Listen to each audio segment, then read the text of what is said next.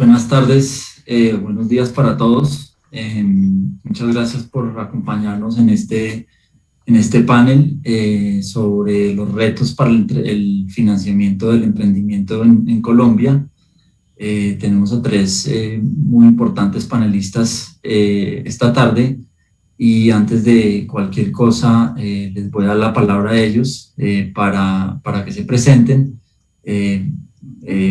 Primero pues me presentaré yo, Daniel Londoño. Yo soy socio de la firma Gómez Pinzón Abogados, desde hace unos buenos años venimos trabajando con muchos emprendedores y entonces me encanta estar con estos panelistas para tratar este tema tan interesante que es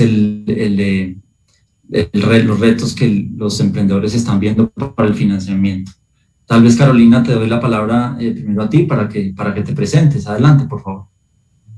Gracias, Daniel. Buenas tardes a todos. Soy Carolina Molano Sarria, founder y partner de Sigma. Sigma es una firma que ha logrado reunir más de 80 inversionistas en una red y lo que buscamos es hacer conexiones conscientes entre los inversionistas y los emprendedores a través de una tecnología que nos permite hacer match entre la tesis de los inversionistas y los emprendedores y conectamos solamente los emprendimientos que tengan más del 85% de coincidencia con esas tesis. Entonces, trabajamos fuertemente por ayudar a levantar capital a los emprendedores y emprendedoras de Latinoamérica.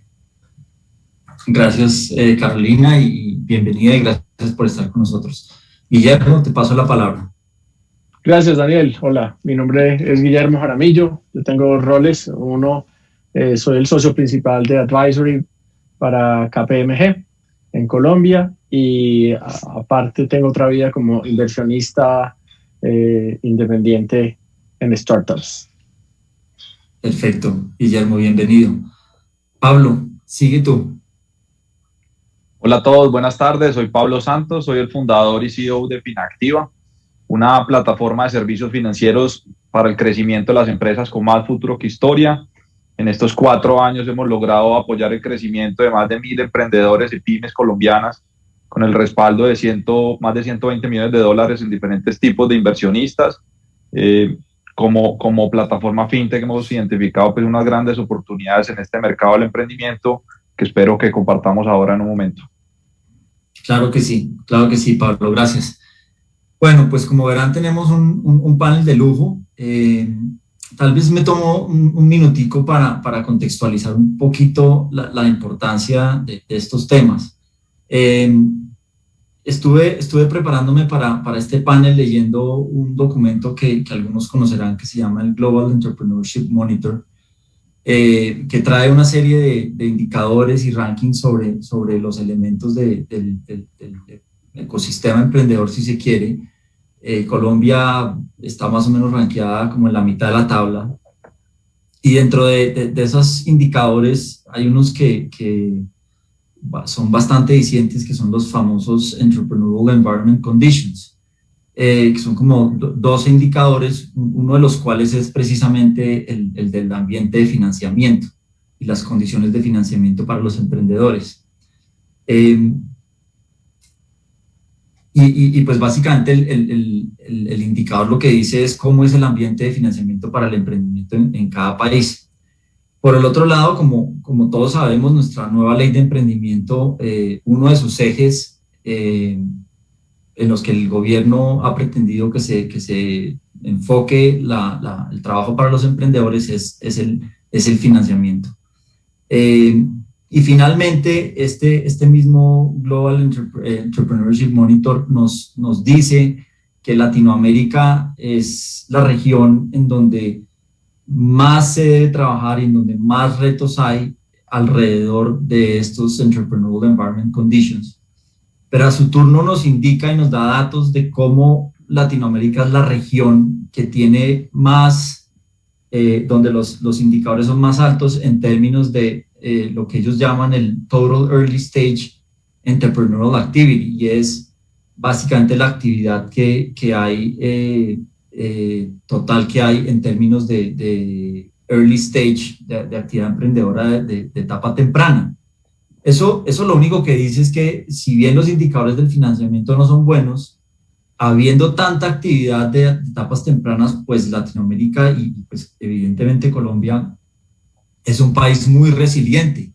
Y eso es lo que nos trae a este panel, ver precisamente cuáles son esos retos y en dónde tenemos que trabajar para mejorar esos indicadores y ayudarle a los emprendedores a salir de esas fases tempranas y poder convertir en realidad esos sueños que tienen. Entonces, voy a empezar tal vez por Pablo, dándote la palabra para que nos cuentes tú desde tu punto de vista, digamos, de emprendedor y el trabajo que llevas haciendo en los últimos años, ¿dónde encuentras que son los principales retos para el financiamiento en Colombia? Pablo.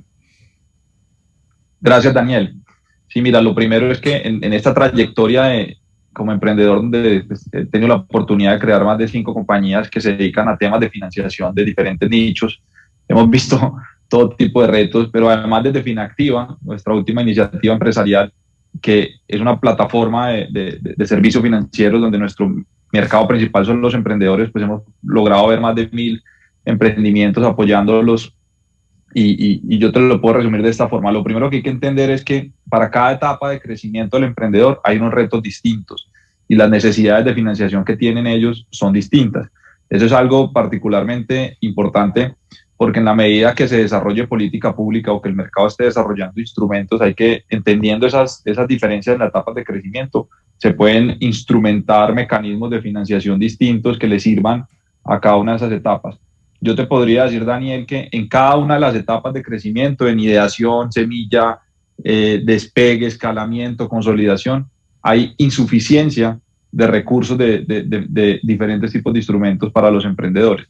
Lo que ha terminado pasando es que en estas etapas iniciales de ideación y semilla, los emprendedores terminamos financiándonos con algunos family offices locales y algunos recursos de Friends and Family, donde finalmente son rondas de capital que se levantan a valoraciones que van entre un 30 y un 50% por debajo a que si se lograra tener acceso a financiación internacional, a fondeo internacional con otros tipos de valoraciones. Eso, digamos, sin duda lo que termina pasando es que los emprendedores que están mejor preparados o que están en las ligas top, bien sea porque vienen de las universidades top en Estados Unidos, vienen de consultoría, banca de inversión o tienen trayectoria como emprendedores seriales en otros tipos de compañías, esos son los que logran tener acceso desde etapas muy tempranas a financiación internacional. Los otros deben hacer la ruta local y en esa ruta local pues hay muchos más baches, hay muchas más fricciones y los costos de esa financiación son demasiado altos, entendidos desde el término de los términos de la financiación y la dilución. Entonces lo que termina pasando es que los emprendimientos más top hoy en Colombia y en América Latina pues son finalmente los que han logrado tener acceso a la financiación y esa financiación no se ha obtenido en los mercados locales, se ha obtenido a nivel internacional, lo cual no está mal, ¿sí? Lo cual no está mal. Lo que tenemos que hacer nosotros como naciones identificar esas brechas, esas fricciones que están sucediendo hoy en día y cómo como desde la política pública y desde el mercado podemos ir ayudando a que se densifiquen los instrumentos y que cada vez sean más sofisticados para entender la necesidad de los emprendedores. Y ahí sin duda también hay un reto gigante y es que los emprendedores debemos prepararnos financiera, legal y estratégicamente para que los planes de negocio que se están ejecutando y los acercamientos con los diferentes tipos de inversionistas pues hagan mucho más fit y puedan haber mejores rondas de financiación para los emprendedores. Gracias, Pablo. Sí, evidentemente es un trabajo duro. Guillermo, cuéntanos un poquito tu perspectiva como desde inversionista. ¿Cómo verías eso que menciona Pablo desde la cara del inversionista? A ver, yo quiero contarles una historia personal y es cuando estos emprendedores llegan en la primera etapa de financiación después de pasar del angel investment, que por lo general son amigos y familia, llegan a presentarnos el pitch del plan de negocio a nosotros, independientemente si el plan de negocios es bueno o es malo. Algunas veces nos estamos encontrando que esos primeros inversionistas angel o familiares o amigos están esperando que en esa primera ronda hagan un cash out o se les devuelva la plata. Y ahí estamos encontrando un conflicto, y es que estos chicos no se están dateando de cómo se hacen las rondas de inversión. Entonces, cuando van a sus amigos y familia, les empiezan a hacer unas promesas de que las inversiones futuras van a poder recuperar esa inversión inicial que hicieron. Y nos estamos encontrando, digamos, Daniel, tú que eres experto en el tema legal, nos estamos encontrando que esos chicos no tienen una estructura legal de levantamiento de fondeo.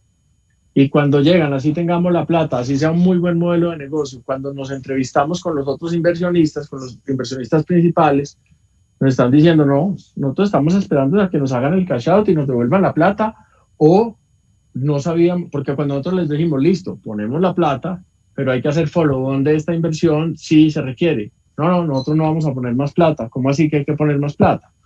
Entonces, independientemente a todo lo que conocemos de las dificultades de la financiación inicial, yo le recomiendo a todos los inversionistas que se acompañen de unos abogados que, como Daniel, a quien tenemos en este momento aquí presente, para que los acompañen en ese entendimiento de cómo se hacen las rondas de inversión, para que nosotros, que somos los inversionistas de esa fase 1, no nos encontremos con unas sorpresas, y los chicos también que están emprendiendo no se encuentren con un bloqueo precisamente porque no lo tienen muy claro. Entonces, digamos que la misión mía hoy acá en este panel que estamos teniendo es contarles esas vivencias personales que son un poco distintas a los problemas naturales, problemas que la banca no presta plata porque los pelados no tienen historia crediticia, que el modelo de negocio no es claro porque los que están oyendo el pitch no entienden muy bien la tecnología, etcétera, etcétera, sino que estos son casos muy particulares donde deberían poner mucha atención de cómo van ustedes donde sus amigos, cómo van donde ustedes donde sus parientes, a pedirles esa plata y enfrentarse a un requerimiento de capital con inversionistas profesionales. Gracias, Guillermo, gracias por la cuña. En efecto, en Gómez Pinzón estamos trabajando con los emprendedores en ese rol también de educación, si se quiere, a través de nuestro programa de GP Impacta. Carolina, danos tu opinión. A mí me gustaría un poquito verla desde tu rol, digamos, en Sigma y lo que nos contabas que hace Sigma, pero me encantaría también, porque sé que le trabajas mucho al tema, que nos des tu visión de esos retos desde el punto de vista del emprendimiento de mujeres y de esos factores que son tan importantes y que me gustaría que le pusiéramos también un poquito el tono de género a esta conversación de los retos del financiamiento. Claro que sí, Daniel. Bueno, yo me voy un poco más desde lo macro. Definitivamente hay unos retos grandísimos cuando uno se va a ver estudios de Crunchbase, de PitchBook, de Phil, que se evidencia claramente que del total de capital levantado, no solamente en Latinoamérica, sino digamos que esto es una problemática general, el capital levantado hacia female founders está en algunos estudios alrededor del 3%, en otros alrededor del 6%, pero pues ninguno de los dos escenarios es beneficioso para las female founders. Y si nos vamos al tema de fintech, con la industria fintech, es aún más complejo porque es una industria que une dos sectores que tradicionalmente han sido muy masculinos cuando hablamos pues de finanzas y tecnología. Y si vamos a revisar el promedio de las transacciones, el valor de las transacciones están por debajo de la mitad de lo que levantan sus colegas hombres. Entonces, es una gran problemática y a diferencia de lo que muchos creen, eso no radica únicamente en que claramente hay menos emprendimientos fundados por mujeres. Estamos hablando que siempre estamos alrededor del 30, 35, 38% del total de emprendimientos son fundados por mujeres.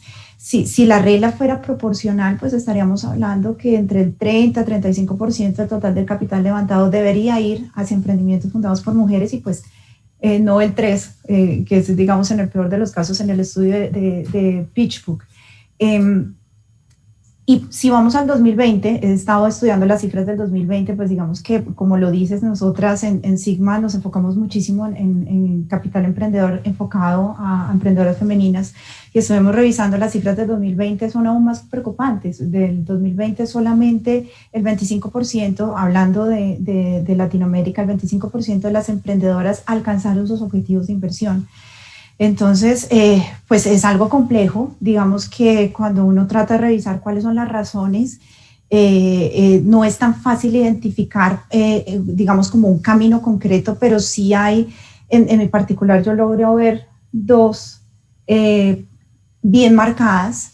Hay un estudio de Harvard Business Review, si lo quieren buscar es súper recomendado, y habla de los dos tipos de preguntas que le hacen los inversionistas, y en este caso hablamos de inversionistas mujeres y hombres, no es solamente inversionistas masculinos. Tienen dos orientaciones diferentes. Cuando las preguntas se orientan hacia, las preguntas se hacen a una emprendedora, tienen una orientación que llaman preventiva, ¿sí? O preventive orientation. Y cuando es hacia un hombre es de promoción. Es decir, la misma pregunta o hacia el mismo aspecto, cuando se habla de promoción es que está buscando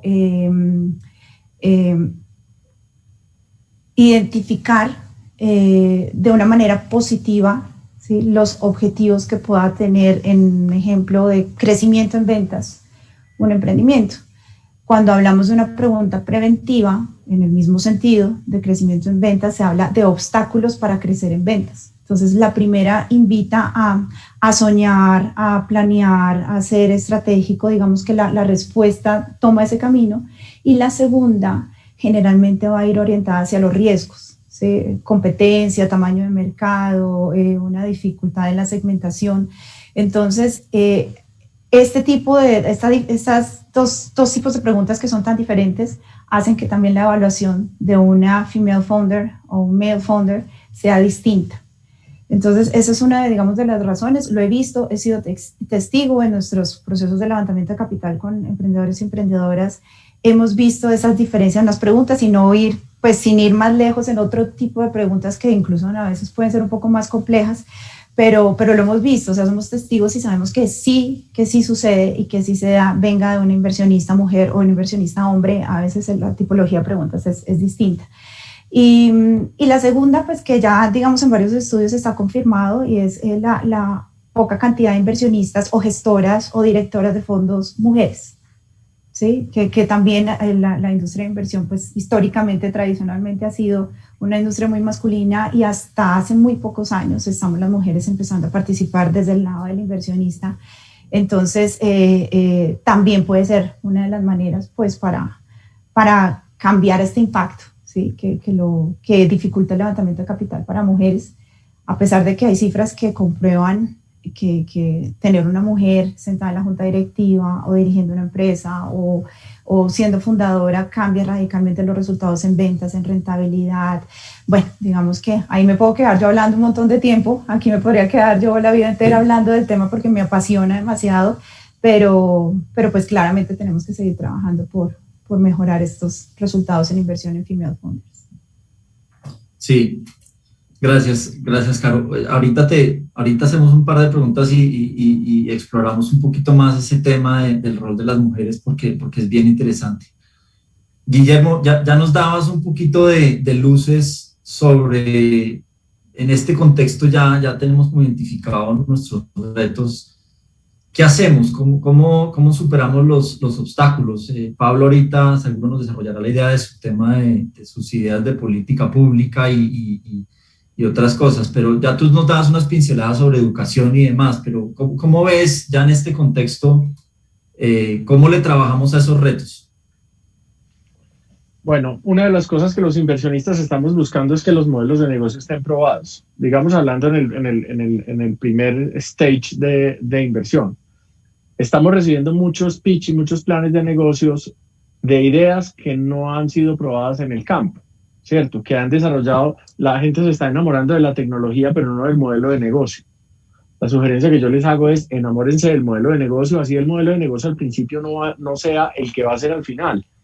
No, hemos visto miles de veces cómo iteran esas ideas y esos modelos de negocio iniciales ya no existen.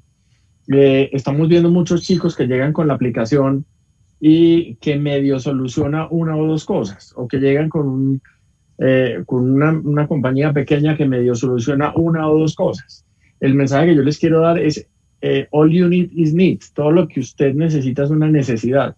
Si uno logra encontrar la necesidad, así uno no desarrolle la solución y pueda juntar 2 o 3 soluciones y las empaquete, ahí está la clave. Eso es lo que los inversionistas estamos buscando. Entonces, antes de enamorarse de la tecnología, antes de enamorarse de aplicaciones de reconocimiento facial, de reconocimiento de voz, de esos apps que están ubicados en el cloud, pues hombre, enamórense más bien de la necesidad. Y ahí eso es lo que nos está interesando a nosotros. Muchos chicos están saliendo tristes de las reuniones que tienen, porque cuando les preguntamos, bueno, está fantástica la aplicación, tecnológicamente funciona fantástico, reconoce la imagen, etcétera, etcétera. ¿Qué me soluciona? ¿Qué problema me soluciona? No, es que eso soluciona muchos problemas. No, pero venga, ¿en qué se va a enfocar? Entonces, ahí y en ese stage ya tienen 200 millones recogidos, solo con la aplicación, porque hay inversionistas que se enamoran de la tecnología y ahí es donde vamos a empezar a tener problemas. Entonces, el mensaje, Dani, es muy sencillo. Busquen la necesidad y resuelvan esa necesidad. Ubiquen un modelo de negocio básico, no necesita ser un modelo de negocio sofisticado. Nosotros los inversionistas tenemos una característica importante y es que acompañamos y mentoreamos a esas inversiones que hacemos porque no queremos que se pierdan. Perdón. Y quiero también aprovechar un tema del comentario que hizo Caro. A mí me parece muy interesante el poder trabajar con mujeres en las startups. El nivel de detalle con el que abordan las soluciones y los modelos de negocio y el nivel de detalle con el que administran ese modelo de negocio nos parece fantástico. Caro tiene toda la razón. En las inversiones que hemos hecho, 2 han tenido mujeres muy involucradas en los procesos y encontramos que, 1, son unas duras levantando capital. O sea, un pitch manejado por una mujer tiene mucho mejor lenguaje, conectan mucho mejor con los públicos, con el auditorio inversionista. Segundo, uno va a la fija en que estas chicas están manejando las finanzas mucho mejor que los pelados. Eso nos hemos dado cuenta y eso nos da una gran seguridad a nosotros los inversionistas. Entonces, digamos estos tips que les doy, por ejemplo, Y Combinator. En Y Combinator, si en el equipo va un hombre y una mujer, Y Combinator está ya teniendo en cuenta eso. Dentro de los co-founders, tener una chica pila es fundamental, 1 o 2 chicas pilas es fundamental.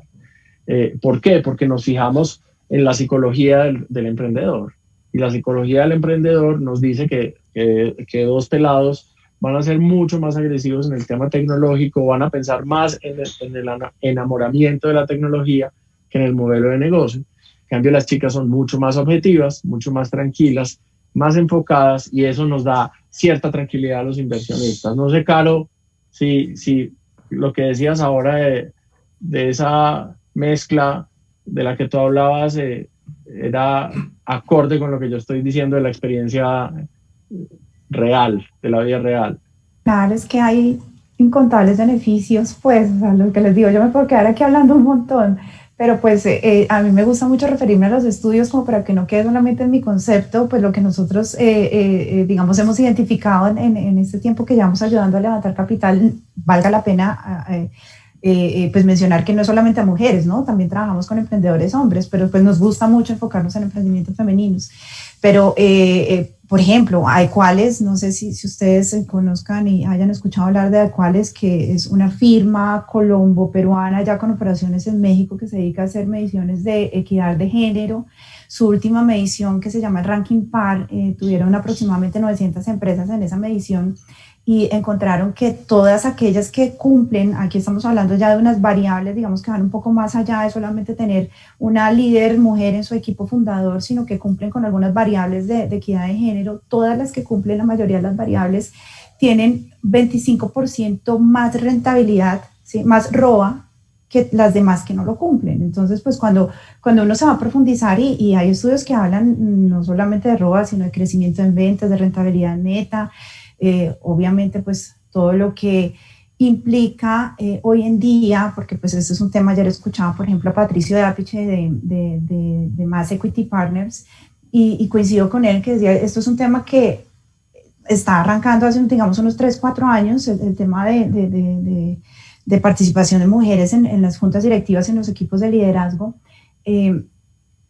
Finalmente, pues da también una imagen cuando estamos en procesos de levantamiento de capital, que ya está teniendo, digamos, como un checklist, es ese punto. O sea, si tiene mujeres en su equipo directivo, en su equipo fundador, ya es un punto más a favor.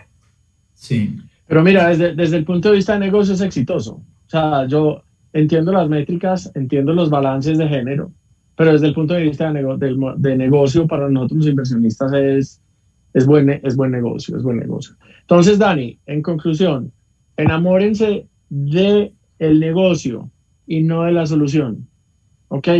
No se enamoren de la aplicación ni del software que ustedes están construyendo. Enamórense del modelo de negocio y de la necesidad que están solucionando. Gran consejo, Guillermo, gracias. Pablo, danos tu opinión sobre otras cosas en las que debemos enfocarnos para solucionar esos retos que tenemos. Sí, mira, yo creo que esto tiene como yo lo veo desde un ángulo de corto plazo y de mediano plazo. En el corto plazo, desarrollar digamos, y fortalecer un ecosistema de financiación para emprendimiento en Colombia, desde fondos de capital emprendedor, fondos de venture debt, fintech que hagan financiación o bancos que hagan financiación. Digamos, desarrollar todo eso en la medida que lo requiere el país en el corto plazo va a ser difícil. Yo lo que sugeriría es que en el corto plazo nos enfocáramos como país en ayudar a mejorar el adiestramiento financiero de los emprendedores, los términos legales de sus rondas y la conceptualización de sus modelos de negocio, para poder acercarlos más rápidamente con diferentes tipos de inversionistas, con los pocos locales que hay, pero sobre todo que vayan más afuera a buscar. Y ahí va a ser importante una segunda recomendación, y es cómo logramos ayudar a que estos emprendimientos colombianos que ya están teniendo tracción, cómo generarles ayudarles a generar mecanismos de validación para que puedan acceder a fondos internacionales. O sea, aquí es o Mahoma va a la montaña o la montaña va a Mahoma. O sea, hay un exceso de liquidez mundial hoy en día. Cada vez está más en el foco los emprendimientos latinoamericanos para distintos tipos de inversionistas en el mundo. Entonces, ¿cómo hacer que los emprendimientos colombianos cuenten con los check necesarios para que accedan a estos recursos internacionales? Y ahí es tan importante temas como por acercarlos a las principales aceleradoras del mundo, cómo hacerles ruedas de inversión y conexiones con inversionistas internacionales, cómo ayudarlos a hacer la preparación financiera y legal local de acuerdo a los estándares internacionales, porque cuando uno va y toca la puerta a cualquier inversionista por fuera, se da cuenta que todos los términos, el andamiaje legal, la estructura societaria que tiene concebida, no va alineado con lo que está esperando un inversionista internacional. Entonces, si la plata y los recursos están disponibles afuera, pues deberíamos hacer un proceso de alistamiento y preparación legal, financiera, tributaria, para que los emprendedores estén listos para buscar y conectarse con estos inversionistas internacionales. Entonces, yo veo como una gran oportunidad eso en el corto plazo, porque Colombia hoy está, y América Latina está en el foco, lo que está pasando con Nubank, con Rappi, con Adi, con Frubana, con todo esto de Empremerkeo, con todos estos emprendimientos colombianos que están tomando la región y que les está yendo bien. Eso es lo que nos está poniendo a nosotros como emprendedores latinoamericanos, sin duda, es en el radar de los inversionistas internacionales. Hay una región con una gran oportunidad de transformación en las diferentes industrias que han sido controladas históricamente por incumbentes que hoy están siendo amenazados. Entonces ahí es donde necesitamos acercar esos capitales internacionales a la industria de emprendimiento local. Eso en el corto plazo, pero en el mediano plazo, sin duda, nosotros necesitamos que se desarrolle una industria de capital emprendedor en nuestra región, ¿cierto? Que hayan distintos y diversos fondos de capital emprendedor, de venture debt, de deuda privada para cada una de las etapas de crecimiento de los emprendedores. Cualquier emprendedor que vaya a levantar hoy recursos en ronda semilla o serie A en Colombia, pues no va a tener más de 5 opciones, lo que le alcanza a contar con los dedos de la mano, capital emprendedor formal, ¿sí? Entonces nosotros necesitamos que se densifique esta industria, que se desarrolle ya unas primeras generaciones de estos fondos que están comenzando a rendir frutos. Entonces, ¿qué necesitamos para desarrollar esta industria? Temas regulatorios, por ejemplo, donde los fondos de capital emprendedor tienen la misma regulación del fondo de capital privado, eso no tiene sentido. Cómo generar distintos tipos de incentivos para que los family offices y diferentes tipos de inversionistas de alto patrimonio vean estos vehículos que normalmente no tienen unos tamaños tan grandes, vean estos vehículos como una alternativa para canalizar las inversiones en este asset class, y también cómo los inversionistas institucionales se van metiendo más en el cuento, porque también lo que va a terminar pasando es que nos vamos a dar cuenta que en la medida que todos estos emprendimientos colombianos la sacan del estadio y tienen valoraciones exitosas y se están comiendo América Latina, todos los inversionistas colombianos las vieron pasar, ¿sí? Todos esos retornos van a quedar afuera, y la forma en que se densifica un ecosistema es que esos retornos vuelvan y esos emprendedores reinviertan en otro emprendimiento, y los inversionistas ángeles que participaron en esas inversiones, en esa startup, pues reinviertan en otro emprendimiento. Entonces sí necesitamos en el corto plazo conectar la demanda de recursos local, que son las startups, que ya están preparadas, están teniendo tracción, ayudarlas a que completen esos cheques para conectarlos con la financiación internacional, y en el mediano plazo pues comenzar a trabajar ya en cómo desarrollar una industria local más fuerte y más consolidada. Gracias, Pablo. Vamos entonces a testear eso. Guillermo, tú has tenido ese rol de inversionistas. ¿Cómo ves eso que dice Pablo sobre acercar mejor a los emprendedores con los potenciales o pocos inversionistas que tenemos? No tenemos ese ambiente, ¿cierto? El ecosistema no está funcionando bien en eso, ¿o sí? No, yo creo que es que nosotros en Colombia no es que tengamos unos problemas, y es que tenemos que entender cuál es el tamaño del país que tenemos. Entonces, primero hay un tema de masa crítica para que los proyectos funcionen. Muchos chicos llegan a nosotros con unos super negocios, pero la masa crítica no les da. O sea, la masa crítica de usuarios de Internet que consumen el Internet no les da para que el modelo de negocios funcione. Entonces, yo he tenido muchas discusiones con otros inversionistas, y nosotros en Colombia somos Seed 1. ¿Qué quiere decir eso? Que las inversiones que nosotros, usualmente los fondos de inversión pueden, pues, en un stage chiquito, hacen tickets entre $50,000 y $150,000. Y eso es lo que nosotros tenemos que entender. Ahora, ¿qué haría yo? Empezar a hablar con organizaciones internacionales que nos permitan asumir ese rol de Stage 1 y poder referenciar un Stage 2 en otro país, y llevar esos emprendimientos y decirles, venga, ¿sabe qué? Usted ya lo testeó aquí, tenemos unos socios en México que le pueden ayudar a dispararse a su modelo de negocio, porque allá sí hay masa crítica del consumo de su modelo de negocio. Listo, entonces yo creo que el tema es entender el nivel de inversión que podemos hacer los colombianos, y es Stage 1, tickets entre 50 y $150,000, y nosotros ayudarle a estas compañías a llegar a otros países donde son Stage 2 y 3, pueden hacer rondas A y B. Digamos que ese es el entendimiento que tenemos que hacer, porque un país de 45 o 50 millones de habitantes que tiene Colombia, con una cultura de emprendimiento sectorizada, enfocada a la industria, a temas industriales, que es nuestra historia, pues va a ser muy difícil cambiarla digamos, en el corto plazo. Ahora, con un mundo globalizado y algo que se ha hecho la pandemia, que valga, digamos, la pena tocar el tema ahora, y es que nos ha globalizado, estamos en contacto con todo el mundo, estamos generando soluciones desde Colombia para cualquier parte del mundo a unos precios supremamente asequibles. Entonces, el día de hoy es, uno, entender en qué stage estamos de nosotros, qué stage tenemos de inversión. Dos, cuál es ese ecosistema regional que le puede ayudar a las empresas a tener masa crítica y poder hacer esas rondas a que están buscando. ¿ok? Bien.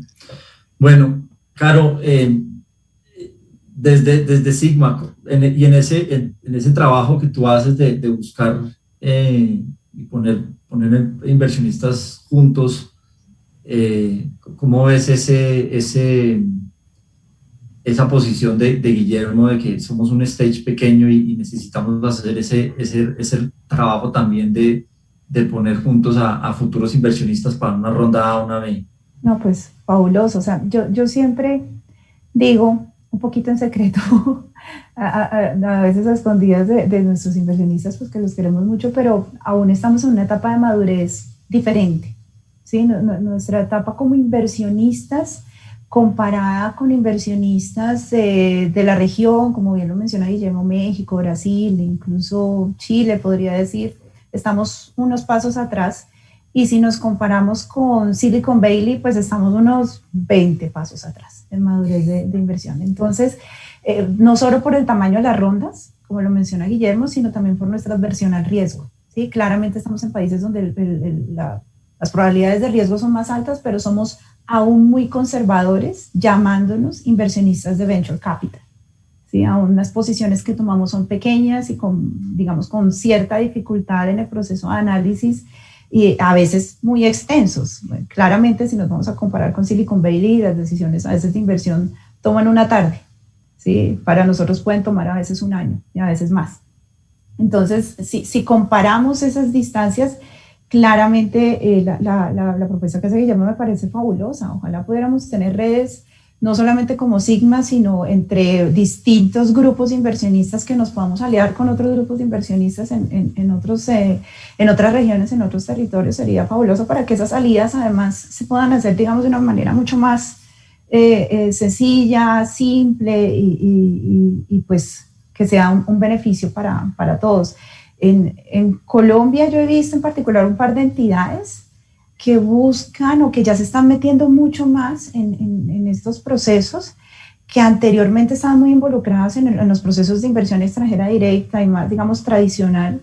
Y a mí particularmente me llama mucho la atención la gestión que está haciendo una entidad como Investing Bogotá, pues perdón la publicidad aquí en medio de nosotros, pero me parece que Investing Bogotá está tratando de migrar su ADN de ser una agencia de promoción de inversión tradicional a una agencia de promoción de inversión también en Venture Capital y está arrancando con la tarea, digamos que pues está en ese proceso de maduración, pero va por un muy buen camino. Entonces, no solamente ellos, sino pues hay distintas entidades en Colombia que están ya, digamos, como entendiendo además es que esto es un universo muy grande, además son de grandes probabilidades. ¿Sí? Los que estamos aquí metidos sabemos que hay posibilidades de ganar y de crecer mucho, y ya no solamente nosotros, sino también entidades alrededor de las cámaras de comercio, gremios, etcétera, están involucrándose. Entonces, pues, ojalá todos podamos interactuar juntos.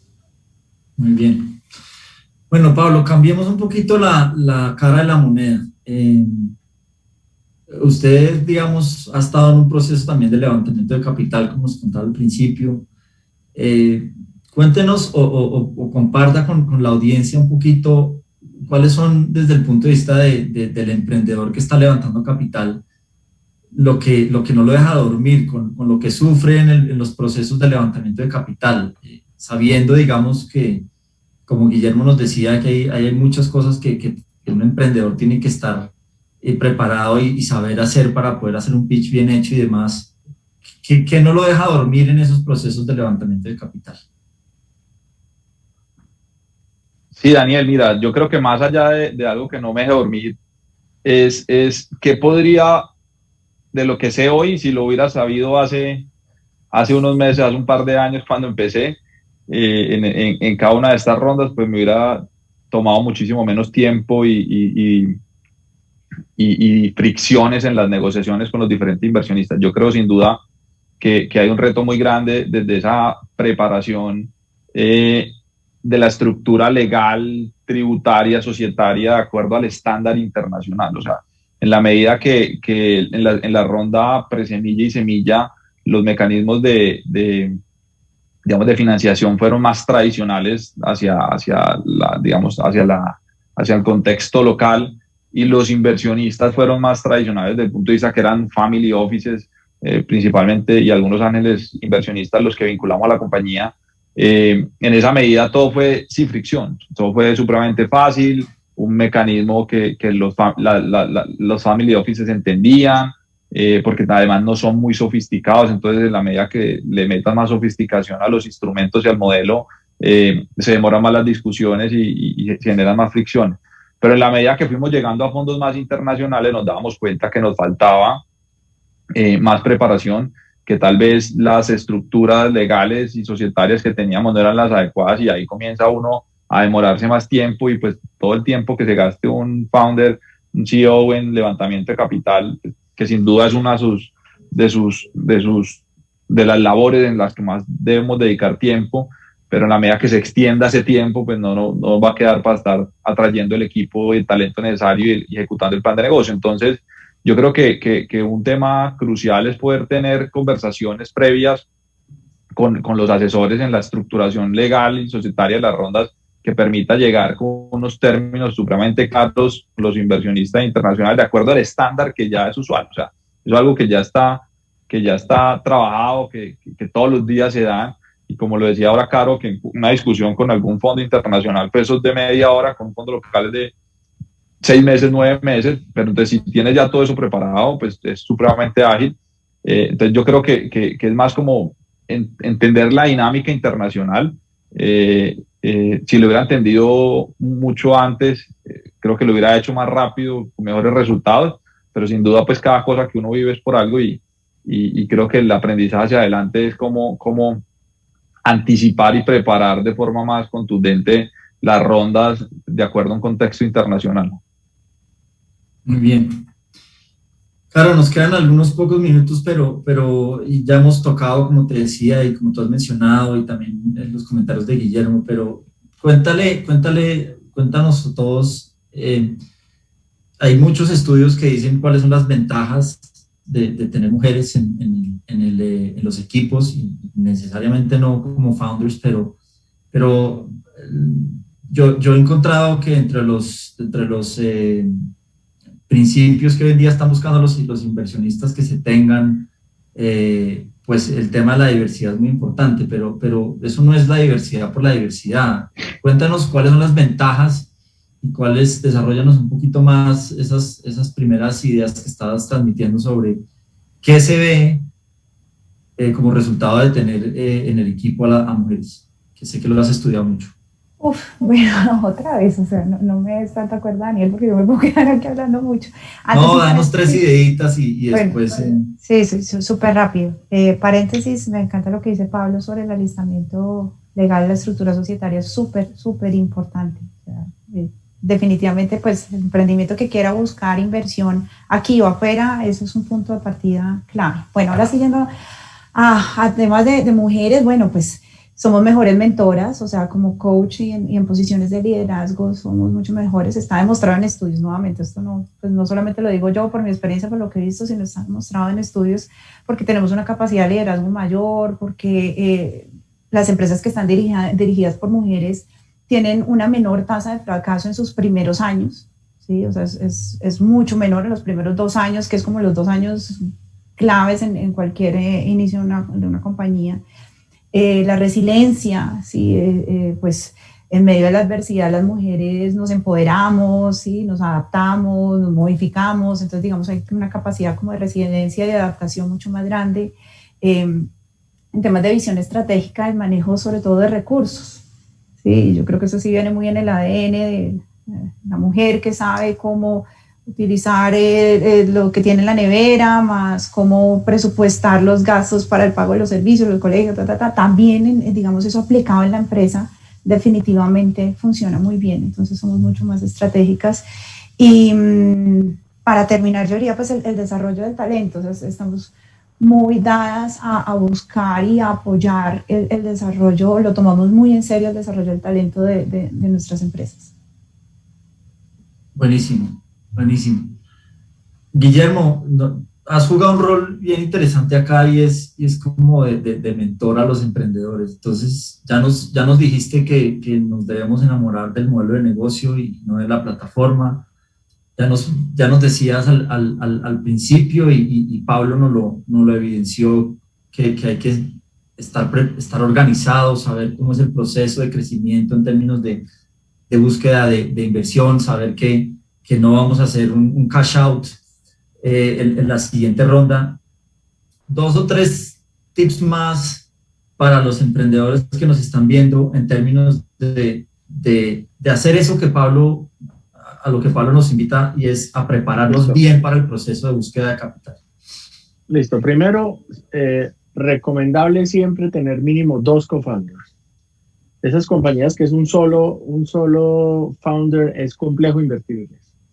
Segundo, cuando logren el seed capital o el angel investor, en esa fase de ahí en adelante, uno de los 2 founders tiene que estar dedicado al menos un 80% de su tiempo en conseguir plata siempre.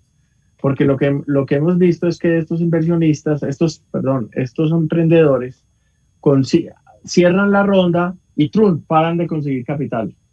Eso no puede ser así.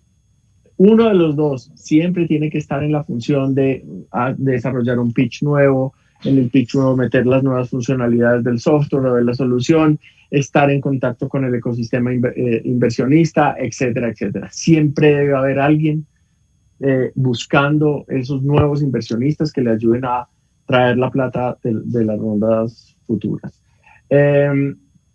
No se desanimen. También hemos visto que en esa fase 2, en esa fase 3, apenas hay crisis. Por ejemplo, ahora en la pandemia empezó a haber una crisis muy, muy severa en temas de financiación y las compañías se empezaron a quedar relegadas en capturar esos inversionistas. No se desanimen, estiren la plata lo más que puedan. Obviamente la curva de adopción de la solución en el modelo de negocio se va a aplanar un poco, pero los inversionistas entendemos las situaciones también y los ups and downs de las economías. No se desanimen, chicos. Yo creo que es importante perseverar. Eso lo medimos mucho los inversionistas. O sea, cuando nosotros llegamos y vemos unos pelados desesperados por la plata y no sé qué, eso nos causa mucha inquietud. Pero cuando vemos un grupo de co-founders que tiene paciencia y que sabe manejar las expectativas y la frustración, eso es muy importante. Entonces, Dani, digamos, 2 co-founders, claramente. Uno de esos 2 co-founders, el 80% del tiempo debe estar siempre consiguiendo el fondeo. 3, no se desesperen. Y 4, mucha suerte. Mucha suerte. Como dice Pablo, hay mucha plata en el mercado, hay mucha liquidez en el mercado. Hay que aprovechar esa oportunidad. Muchas gracias, Guillermo. Pablo, tus consejos. Bueno, mi consejo para los emprendedores es que sigan buscando ese propósito superior lo suficientemente potente y ambicioso para poder que sea su motor y que le den la pasión y la resiliencia para seguir adelante, porque esto es un camino largo, es una maratón y sin duda todos los cambios que está trayendo la pandemia y el ritmo de aceleración en la transición tecnológica que estamos viendo en las diferentes industrias de América Latina es una oportunidad gigante. Nunca había sido un mejor momento para emprender en la TAM. Hay más recursos, hay más el acceso a las tecnologías, el talento que tenemos. Entonces yo creo que está todo por construir. Siempre soy muy optimista, veo el vaso medio lleno. Ya hay varios emprendimientos latinos que la están rompiendo y que nos están demostrando que es posible. Entonces es la hora de nosotros.